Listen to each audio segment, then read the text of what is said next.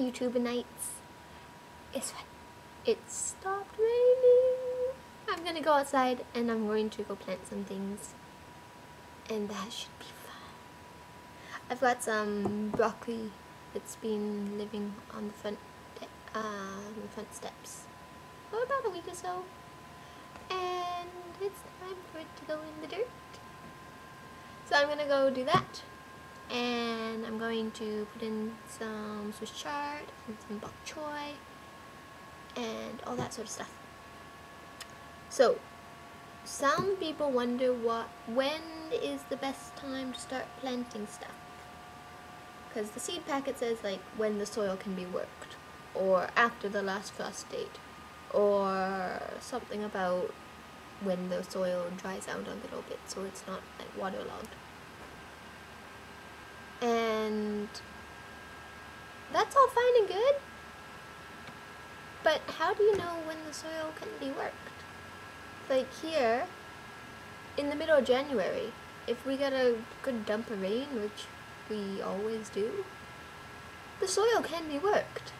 You just get out there and get muddy and you have a shovel, and it depends on how much effort you want to put into it. We don't have any major heavy freezes where the soil becomes solid and you can't dig in it.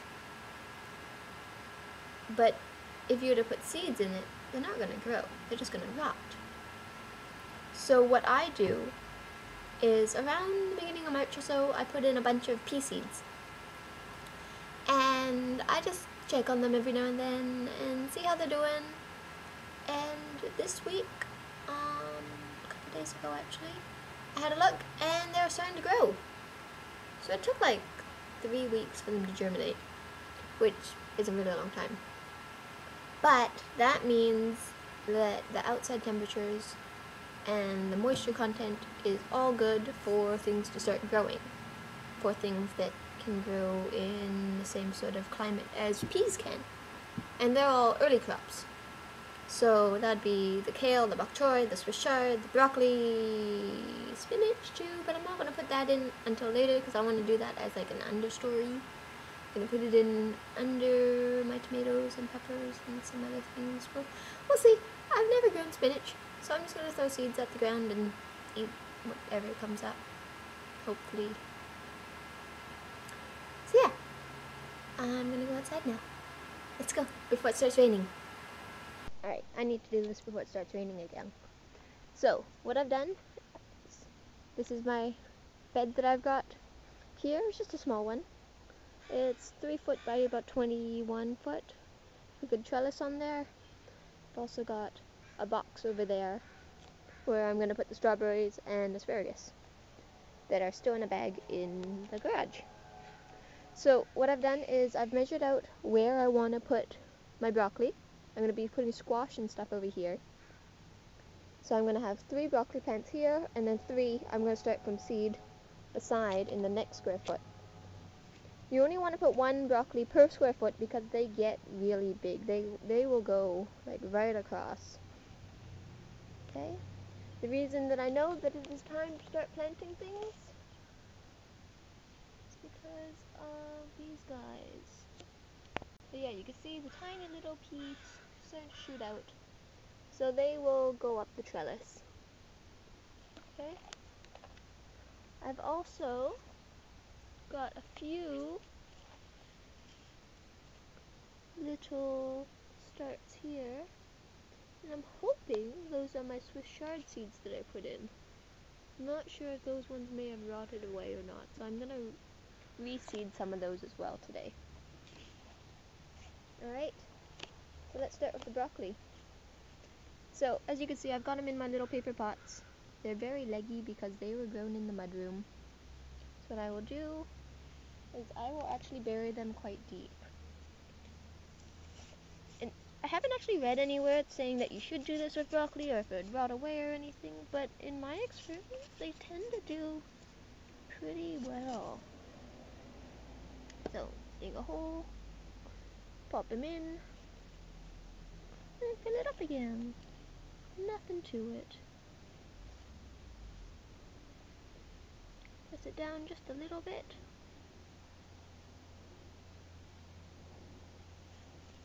And then you wander around, try to find a watering jug, and you water them in a bit, just to settle them in. It's quite a bit of a shock for a little tiny plant, so even though it's been raining for the past forever, it's good for them to have a bit of fresh water. Okay, I'm going to continue doing that, and then I will poke in some more Swiss chard over there, and some more bok choy, and it should all be good. Okay, I'll be back in just a minute. Alright, if you're like me and you get bored really easily, the best way to plant seeds in, instead of just poking a little tiny hole every 6 inches or however far apart they're supposed to be, draw 2 little trenches along the square feet that you want those plants to go. So I'm putting Swiss chard in here.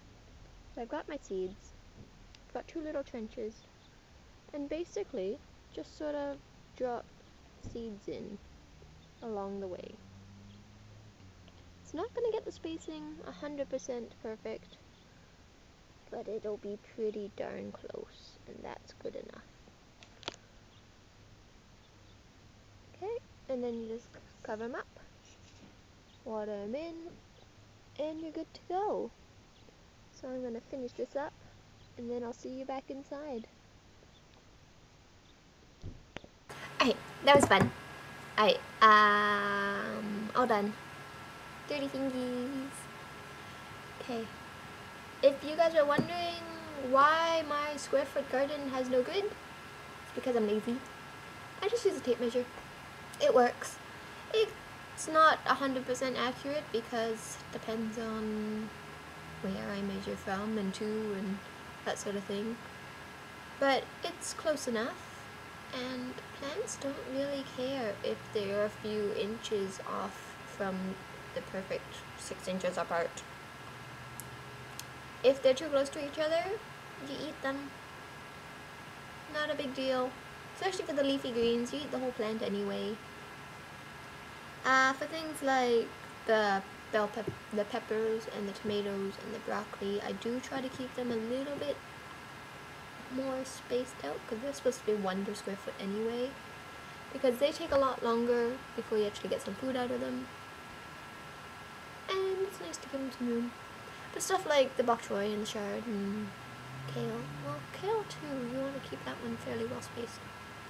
But some of the smaller ones, and like lettuce, if you find that they're too close to each other, take out one and you eat it, and the other ones have lots of room. Done. Another thing is that most square foot gardens are 4 foot by however long you want to go. And that's all fine and good if you can reach. I've got a trellis along one side, and I can't reach through 2 feet through the trellis. I'm not a very big person. So that's why I've done it as a 3 foot by 20 foot. Another thing that I wanted to go over as well is I know exactly where I'm putting my plants, because that's what I spend the entire winter doing. I daydream and I plan, and everything gets drawn out over and over and over and over and over and over and over again. So yeah, I'll show you what that looks like. And you should plan everything out nicely and prettily, because then you can figure out what plants like to be with other plants and where they should go, how many of each one you need to start, because if you're going to be growing transplants, you want to know how many to start up, because I start mine in like February, yeah, something like that. So yeah, that's about it. I'll show you my plans now. Good. Alright, this is what I start out with. So I draw up a scaled version of the garden. So this is the one I was just working in. So it's 3 foot by about 21 foot. I say about because my picture has it as 21 foot, but with the width of the wood and all that sort of stuff, it works out to like 20 and 8 inches or something random. But close enough. This is the garden at my parents' place. So this one I've got about just over 200 square feet or so. So this one over here is all fenced in because we built it when I was in high school, and that's when my dog used to like to eat the manure that went in it. And this one is just a lot more recent. The dog doesn't do that sort of thing anymore because he's old.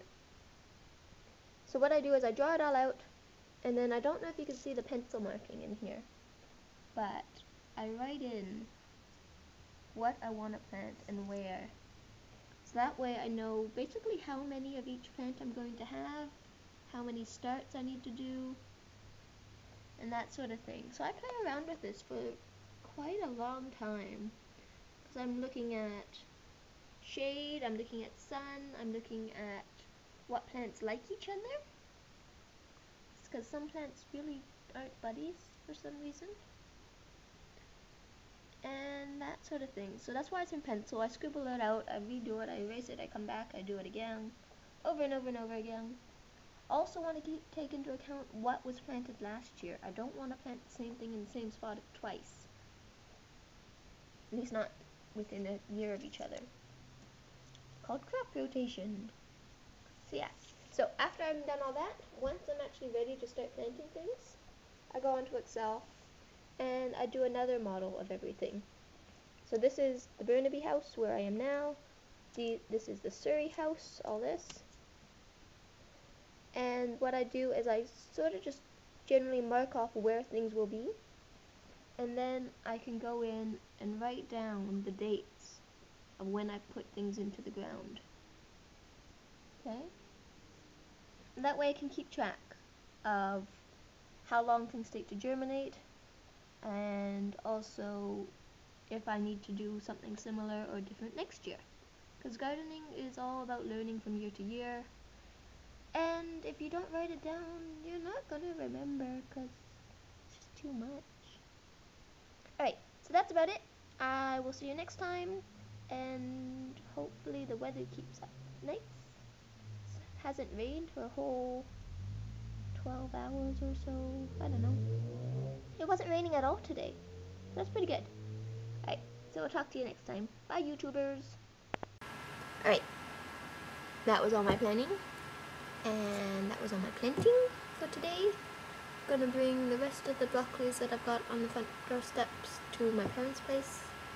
Get them in the ground over there this weekend, hopefully, if we go there. I don't really know what the plan is. And we'll see. Oh, and it's raining now. It happens. I got out there just on the right time. I even got grocery shopping done today. Yay, and didn't get rained on any time. Great. Alright. Goodbye, YouTuberites, and we will see you next time.